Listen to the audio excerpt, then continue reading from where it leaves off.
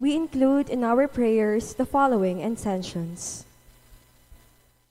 For the thanksgiving of Dr. Annalisa Sangil, Sardas and Luz Medina and family, Vic and Tita Hinko and children, Tess Laus and family, Mangalus family, Norman Edward, Ewa Olin, Bettina Razon, Maridan Alvarez Balingit, Marisa Roque and family, Eliza Gomez Chua, JV and Johan Chua, Elisa Pinpin, and RV Cruz and family. Thanksgiving and petition to God the Father of Abelardo and Lourdes Silo and family. Thanksgiving and good health of Imelda, Clifford Ray, Crystal Rio Umali and family. Abelardo and Lourdes Silo, and Mr. and Mrs. Yolanda Rubio and family. Thanksgiving and special intention of Aaron Michael and Melissa Razon and family. For the guidance and protection of the Holy Spirit, for the families of Annie Razon, Alfredo Jr. and Amelia Julian, Andrea David, and Eusebio and Norma Parungaw. For the good health of Maria Paz Miranda, Leo Dorwelo, and Leticia Yap. Good health and guidance of the Holy Spirit of Erwin and Elaine de la Cruz and family, Dr. Annalisa Osorio, Romeo, Estrella, and Rene Mercado. Complete healing and speedy recovery of Remigio Pangan, Reynardo Ventura, Clarita Dorwelo, Abelardo and Lourdes Silo, Neil Tanueco, Fred Caballa, Lorna David, Milger and Antoinette Javier, Rosalinda David, Mari Cardris, Antonio Mercado, Rola Manansala, Mary and Nestor Mercado, and Ronald Danao. For the special intentions of Vic and Tita Hinko, Serena and Patricia Foronda, Lori, Romel and Raskid Medina, Dr. Brando and Luella Angeles, Orlando and Rosalie Pesigan, Agatha Pesigan, Rebecca Gomez, Choi and Yan Hizon, Paolo and Tuesday Hizon, Russell, Bianca and Jared Riz-Siron, Joy and Vicky Blanco, Romel, Riza and Pauline Del Rosario, Eleanor Ventura, Serafin Pexon, Ian Josh Parungaw, Christine David, Carmelita Mileto Campo, Dr. Ginea Gabriel Manabat, Michaela Sengson, Jose Luis Lusong, for the petition to Holy Spirit for the successful board examination of the Riz Silo, for the safe travel of Vic and Tita Hinko and children, Arturo and Maria Luz Galang and family, and Nenet Valdecantos, for the employment of Ron Iman Lansangan. In remembrance of the faithful departed, for the recent death of Jaden de Jesus Ives, Virgilio Castro, Conchita Rosuelo, Marshall Dizon de Yang Jr., Divina Torres, and Normita Manaloto. We also pray for the souls of Juanito and Romula Serrano, Liberato Levi Laus, Potenciana and Seferino Laus, Francisco and Juliana Abes, Richard Jules Medina, Sor Noel Medina, Agaton and Consolacion Bartolome, Eloy Sr. and Purita Medina, Virgilio and Juanita Bartolome, Melencio Bartolome, Pedro and Purita Cagaanan, Rosette Santos Ambrosio, Juan and Avelina de la Cruz, Perlito Canlas, Rodolfo, Siriaco and Elpidio del Rosario, Marian Ocampo, Virginia Co, Amando Layag Sr., Estela and Narciso Layag, Magdalena and Elhio Madrid, Honorato Bustos, Cesar Umali, Natividad Buwan, Cristeta Lumbang, Merla and Olga Mangalus, Engineer Jeronimo Briones Mangalus, Yuri J. Stua, Ramon Ramoneda Sr., Cesar David, Lionel Gopez, Roberto Tanueco, Elizabeth and Flora Dulay, Santos Pascual, Teogracia Sagire, Maria Remalin Aquire, Policarpio Ponce, Oliva Dizon, Belen Cano, Rodelio Batac, Remedios Fabro Seguire, Gilbert Ramos, Mesita Castillo, Raynor Taroy, Josefina Taniedo, Elizabeth Paras, Eloisa Hizon Gomez, Carmelita Mercado, Danny Orlanda, Sixto Mercado, Pete Mercado, Rolando and Rolando Sr. and Junior Manansala, Fe Mercado, Restituto Mercado, Jose Mercado, Milagros Dizon, Valeriano Dizon, Petronilla Alfaro, Marina and Mamerto Ibarra, Aurea Padtu, Estrella Tejuco, Antonio and Aurora Lusong, Cesar, Antonia and Aurelia, and Estela, Jose, Eudoro, and Juan, and for all the souls in purgatory offered by Tita Hinko.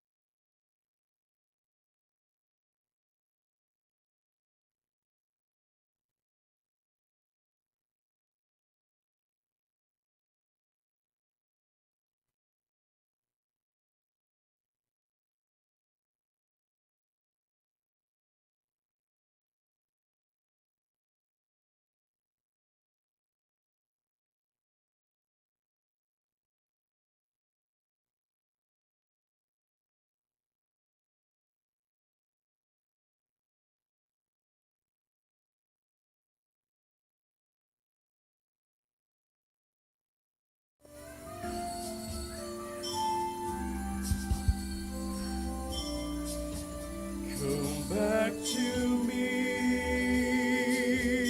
with all your heart. Don't let fear keep us apart. Trees still bend, though straight and tall, so must we to others call.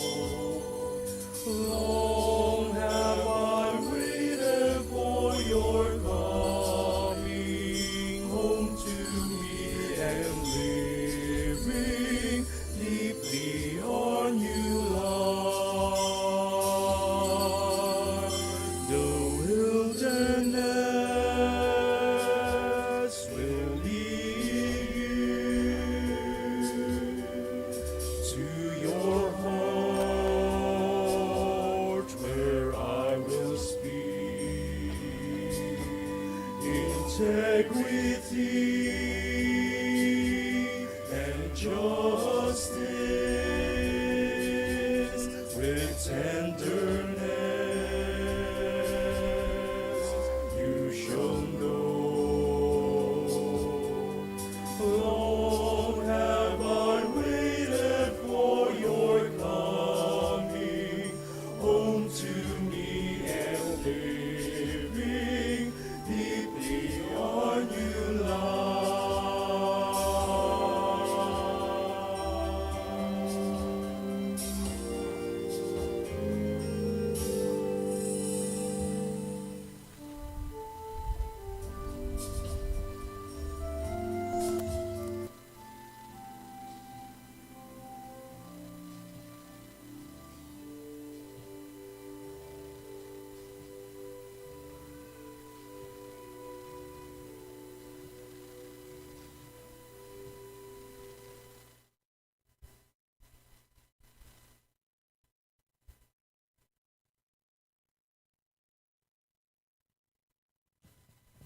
My dear brothers and sisters, we are gathered together in the name of the Father, and of the Son, and of the Holy Spirit. Amen. The grace of our Lord Jesus Christ, and the love of God the Father, and the fellowship of the Holy Spirit be with you all. And with your spirit. My dear brothers and sisters, we are now on the second Sunday of our Lenten journey, and we ask God to grant us His Holy Spirit that we may trust all the more our Lord Jesus Christ in times of trials. Coming together as God's family, in the silence of our hearts, we ask God for forgiveness, for He is full of gentleness and compassion.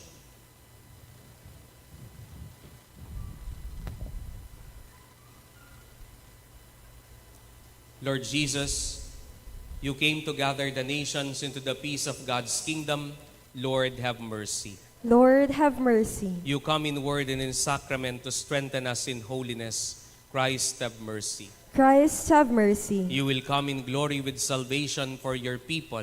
Lord, have mercy. Lord, have mercy. May Almighty God have mercy on us, forgive us our sins, and bring us to everlasting life. Amen. Let us pray.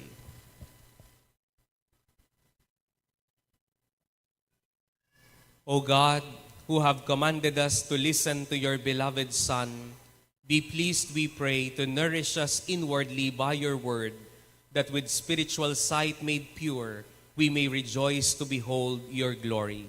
Through our Lord Jesus Christ, your Son, who lives and reigns with you in the unity of the Holy Spirit, God, forever and ever. Amen.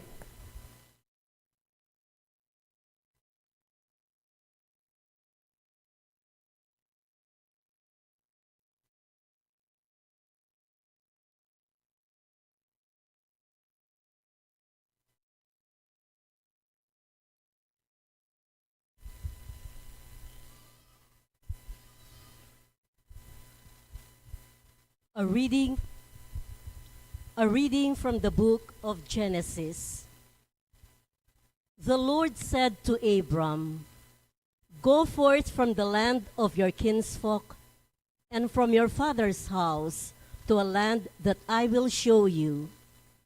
I will make of you a great nation, and I will bless you. I will make your name great, so that you will be a blessing. I will bless those who bless you, and curse those who curse you. All the communities of the earth shall find blessing in you." Abram went as the Lord directed him. The word of the Lord. Thanks be to God. Let our response be, Lord, let your mercy be on us as we place our trust in you. Lord, let your mercy be on us as we place our trust in you. Upright is the word of the Lord, and all his works are trustworthy. He loves justice and right. Of the kindness of the Lord, the earth is full. Lord, let your mercy be on us as we place our trust in you. See, the eyes of the Lord are upon those who fear him, upon those who hope for his kindness, to deliver them from death and preserve them in spite of famine. Lord, let your mercy be on us as we place our trust in you. Our soul waits for the Lord, who is our help and our shield. May your kindness, O Lord, be upon us, who have put our hope in you. Lord, let your mercy be on us as we place our trust in you.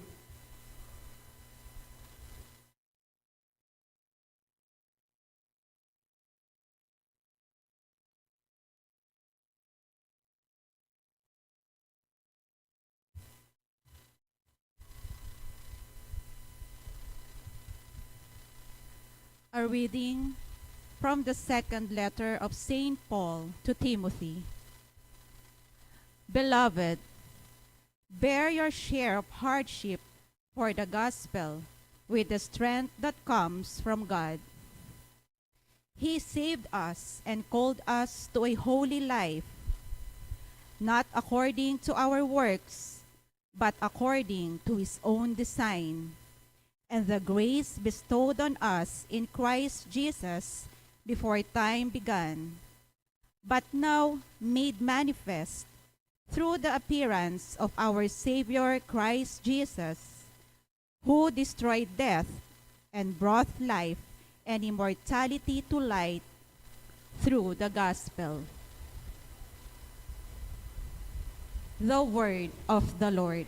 Thanks be to God. We all rise to honor the Holy Gospel.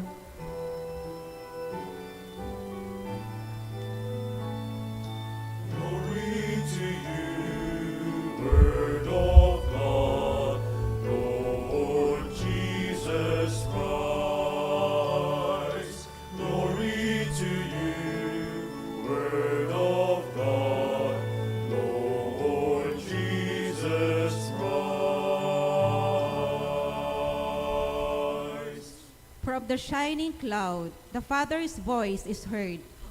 This is my beloved Son. Hear him.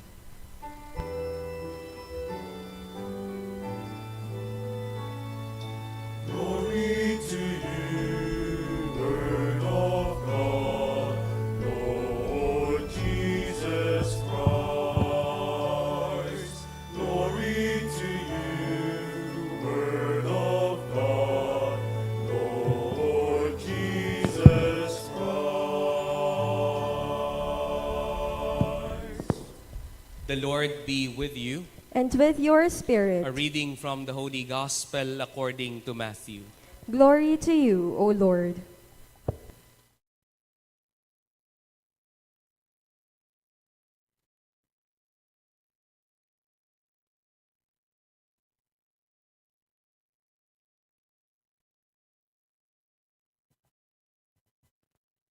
Jesus took Peter, James, and John, his brother, and led them up a high mountain by themselves. And he was transfigured before them. His face shone like the sun, and his clothes became white as light. And behold, Moses and Elijah appeared to them, conversing with him. Then Peter said to Jesus in reply, Lord, it is good that we are here. If you wish, I will make 3 tents, one for you, one for Moses, and one for Elijah. While he was still speaking, behold, the bright cloud cast a shadow over them. Then from the cloud came a voice that said, This is my beloved Son, with whom I am well pleased. Listen to him. When the disciples heard this, they fell prostrate and were very much afraid. But Jesus came and touched them, saying, Rise, do not be afraid. And when the disciples raised their eyes, they saw no one but Jesus alone. As they were coming down from the mountain, Jesus charged them, Do not tell the vision to anyone until the Son of Man has been raised from the dead. My dear brothers and sisters, the Gospel of the Lord. Praise to you, Lord Jesus Christ.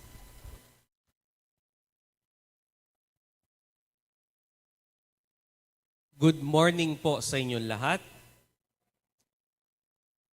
Noong December, meron po akong kaibigan na siya po'y nagpa-bless dahil magtitake po siya ng architecture board exam ng January.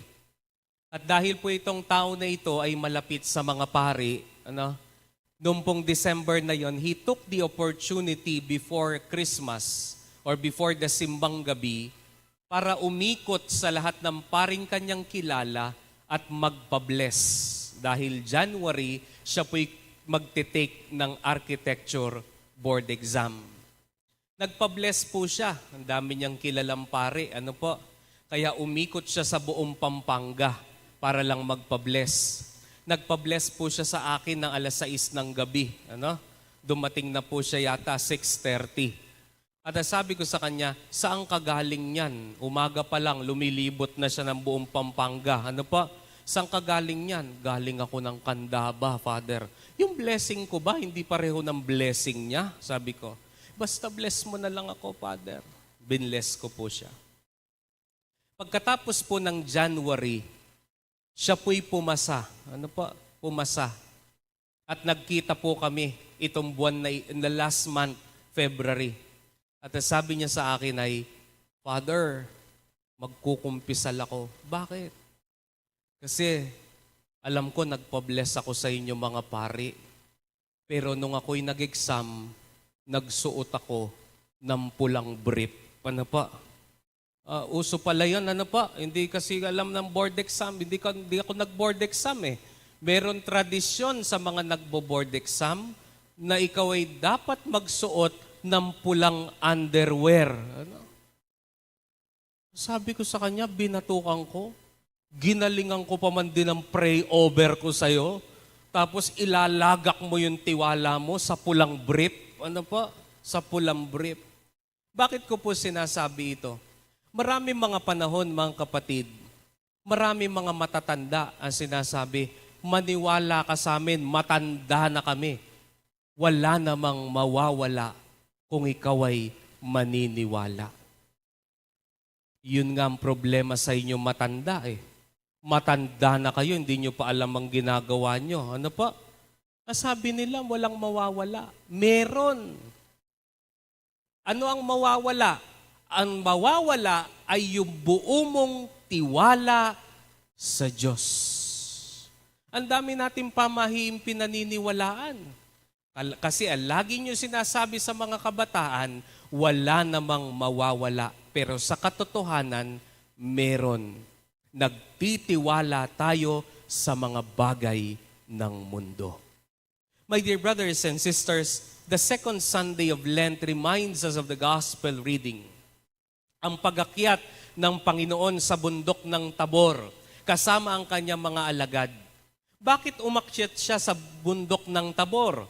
Dahil alam ni Jesus na siya'y pahihirapan, ipapako sa krus at papatayin. Human as He is, mayroon din takot sa puso niya. Kaya nga po umakyat siya ng bundok ng Tabor upang manalangin, upang kumuha ng lakas ng loob sa kanyang ama. Kaya nga, pagdating niya doon, lumiwanag ang kanyang mukha at nakita ng mga alagad sina Moises at Elias, kausap niya. Dahil sina Moises at Elias ang representatives ng batas at ng mga propeta na kailangang matupad anuman ang dapat matupad sa anak ng Diyos. Kaya nga mga kapatid, sinabi na ni Kristo sa kanyang mga alagad yan. Kaya nga si Pedro, maiintindihan natin kung bakit sinabi niya, Panginoon, dito na lang po tayo. Kung gusto niyo po, gagawa po ako ng 3 kubol. Isa sa'yo, isa para kay Moises, at isa para kay Elias. Bakit? Dahil ba malamig sa bundok, kaya gusto ni Pedro na ganon? Hindi. Dahil ba maganda sa bundok? Hindi. Dahil pinipigilan niya rin si Jesus na bumaba ng bundok papunta ng Jerusalem. Bakit? Ayaw niya ring dumaan si Kristo sa plano ng Ama. But my dear brothers and sisters, a voice came from the clouds saying, "This is my beloved Son. Listen to Him." And that voice increased and fortified Jesus' trust to His Father. Mga kapatid, ang tanong ko po sa inyo ngayon, ano ang pinakamahirap na pinagdaanan mo na sa buhay? Ano na ang pinakamahirap o ang pinakamahirap na pinagdadaanan mo ngayon? Sa mga nakalagpas sa mga problemang pinagdaanan natin, sa mga delubyo na ating naranasan, minsan matutulala ka na lang, paano ko nalagpasan yun? Meron po akong kakilala, yung mga anak niya po ay mga kalaro ko nung bata ako. Kung makikita mo yung kamay niya, pangit. Ito na po.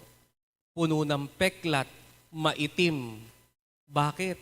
Kasi nung bata kami, Yung mga anak niya, maaga po siyang nabiyuda. Yung mga anak niya ay napagtapos niya sa pamamagitan ng labada. Kaya sabi niya lagi, ang kinukwento niya pag binabalikan niya yon, alam mo, hinugasan ko ang mga kamay ko sa luha. Pero hindi mo maririnig sa kanya na na dahil masipag ako? Na dahil magaling ako? Hindi. Ang maririnig mo lang sa kanya ay pinagkatiwalaan ko ang Diyos.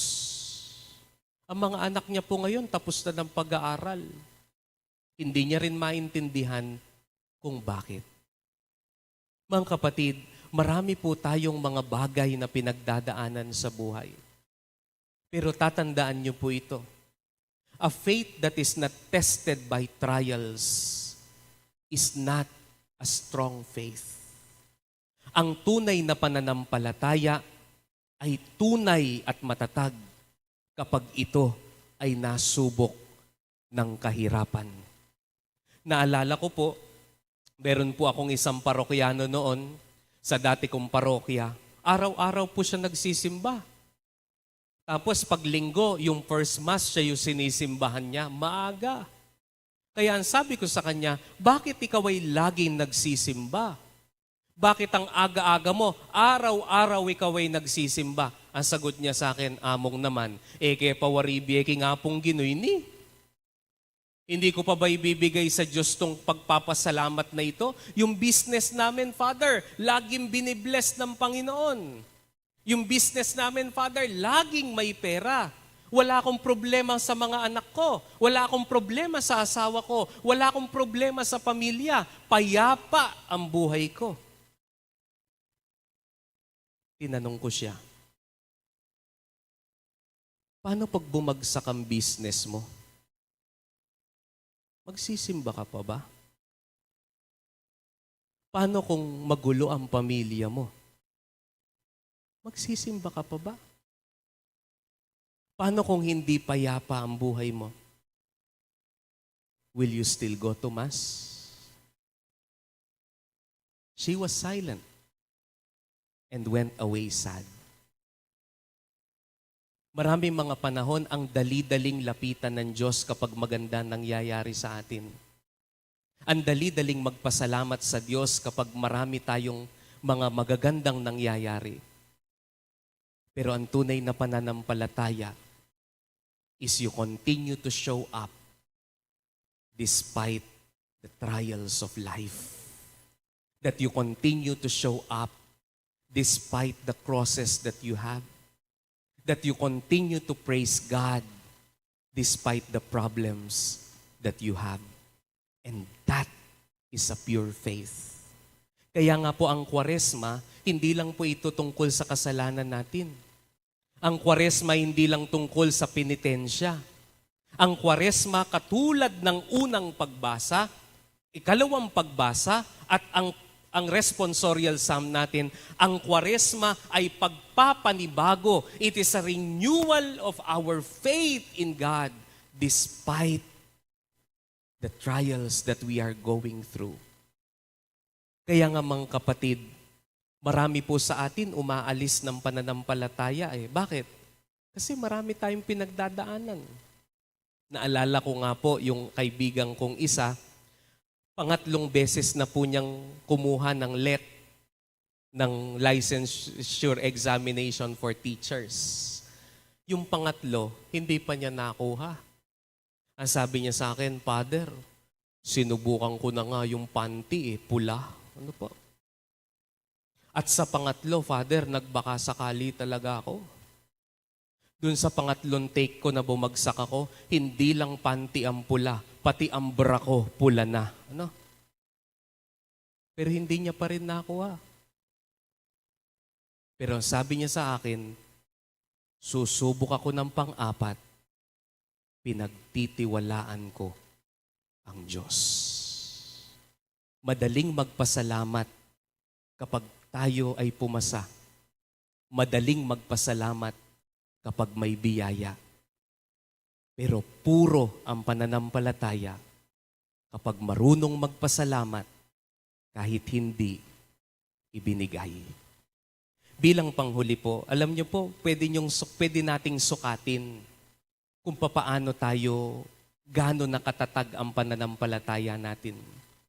Kapag ganito na ang iyong dasal, Lord, ito po yung hinihingi ko sa inyo. Pero kahit hindi mo ibigay, magsisimba pa rin ako. Lord, ito po ang kailangan ko ngayon. Pero kahit hindi mo ibigay, magsiserve pa rin ako. Lord, ako po'y may sakit. May diabetes ako. Na-stroke ako. Mahina ako. Pero kahit hindi mo ako pagalingin, mahal pa rin kita. And that is pure faith when it is tried and tested by difficulties. Lenten season, my dear brothers and sisters, is not just about our sins, but it is also about the renewal of our trust in God despite everything. When you continue to show up, kahit mahirap ang iyong pinagdadaanan, marunong kang magpasalamat sa Diyos. Yun ang matibay na pananampalataya. Amen. Let us now profess our faith. I believe in God, the Father Almighty, Creator of heaven and earth, and in Jesus Christ, His only Son, our Lord, who was conceived by the Holy Spirit, born of the Virgin Mary, suffered under Pontius Pilate, was crucified, died, and was buried. He descended into hell. On the third day He rose again from the dead. He ascended into heaven and is seated at the right hand of God the Father Almighty. From there He will come to judge the living and the dead. I believe in the Holy Spirit, the Holy Catholic Church, the communion of saints, the forgiveness of sins, the resurrection of the body, and life everlasting.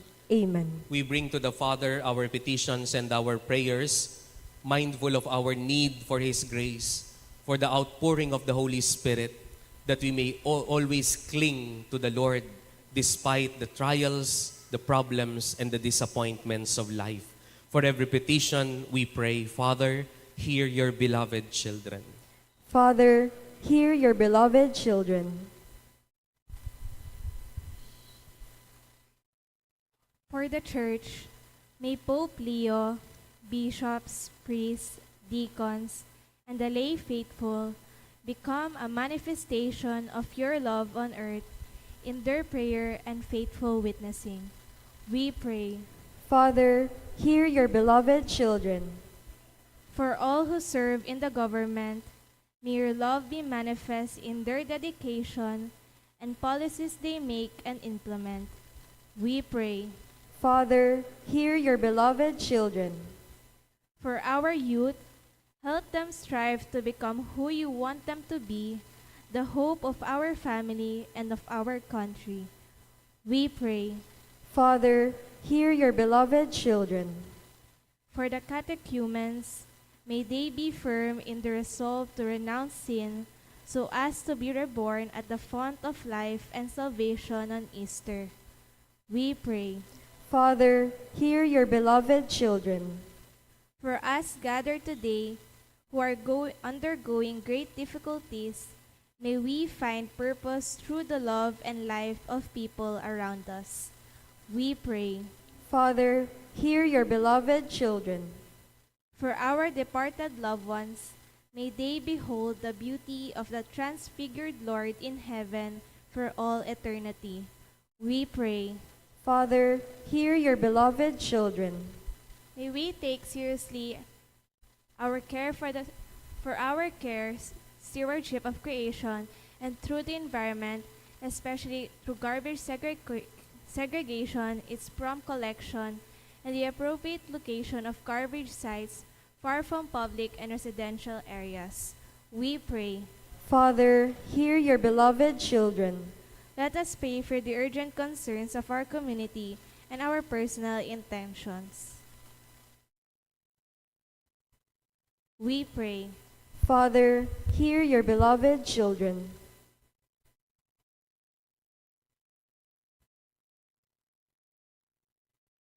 God our Father, we ask you to hear your beloved children through your beloved Son, Jesus Christ, our Lord. Amen.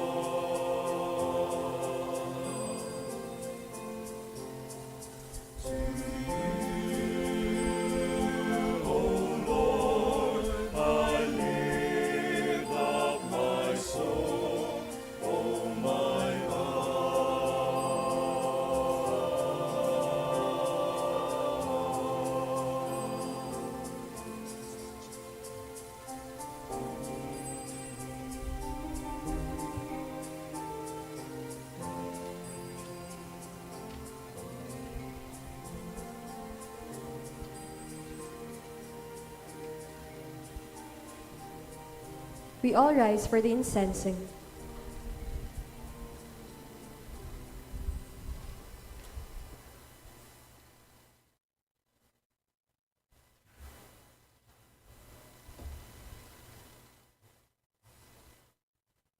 Pray, my dear brothers and sisters, that my sacrifice and yours may be made acceptable to God, our loving Father.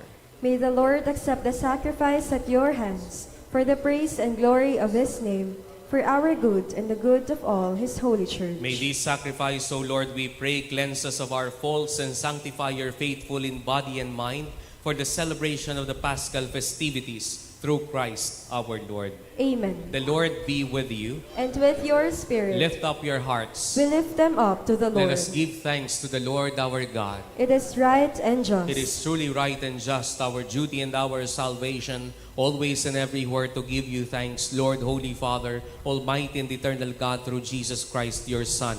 For after he had told the disciples of his coming death on the holy mountain, he manifested to them his glory, that the passion leads to the glory of the resurrection, even by the testimony of the law and the prophets. And so with the powers of heaven, and we worship you constantly on earth, and before your majesty, without end, we acclaim.